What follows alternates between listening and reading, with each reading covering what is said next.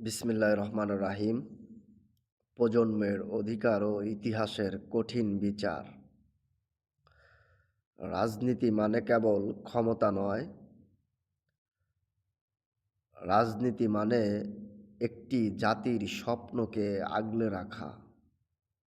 কিন্তু আজ বাংলাদেশে আমরা যা দেখছি তা অত্যন্ত বেদনাদায়ক। কেবল ভিন্ন মতাদর্শের কারণে আমাদের সন্তানদের শিক্ষার অধিকার কেড়ে নেওয়া হচ্ছে। যখন একটি রাষ্ট্র প্রতিহিংসার বশে শিক্ষার্থীদের পড়ার টেবিল থেকে সরিয়ে দেয়, তখন বুঝতে হবে সেই রাষ্ট্র তার নিজের ভবিষ্যৎকেই অন্ধকারের দিকে ঠেলে দিচ্ছে। শিক্ষা তো কোনো দলের সম্পত্তি নয়, এটি প্রতিটি নাগরিকের জন্মগত অধিকার। আপনারা আজ ক্ষমতার দাপটে আমাদের সন্তানদের ক্যাম্পাস থেকে বের করে দিয়ে ভাবছেন আপনারা জিতে গেছেন।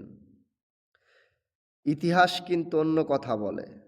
আপনারা আজ তাদের পড়াশোনায় যেই দেওয়াল তুলে দিচ্ছেন, তা আসলে আপনাদেরই পতনের বীজ বপন করছে। জ্ঞান জ্ঞান এবং আদর্শকে কখনোই জেল, জুলুম বা নিষেধাজ্ঞা দিয়ে স্তব্ধ করা যায় না। আপনারা আজ আমাদের সন্তানদের বর্তমান নষ্ট করছেন, কিন্তু এর ফলে যে দীর্ঘমেয়াদী শূন্যতা তৈরি হচ্ছে, তার বিচার একদিন ইতিহাসের কঠিন কাঠগড়ায় আপনাদের দিতেই হবে।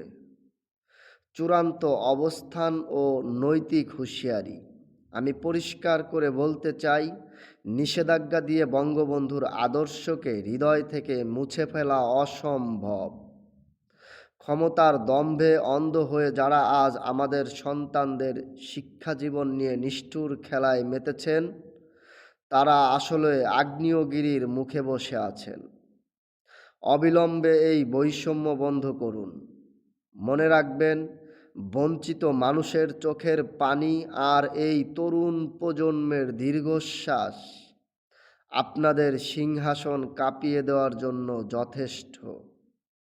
সময় থাকতে ইনসাফ কায়েম করুন, কারণ ইতিহাসের বিচার বড়ই নির্মম।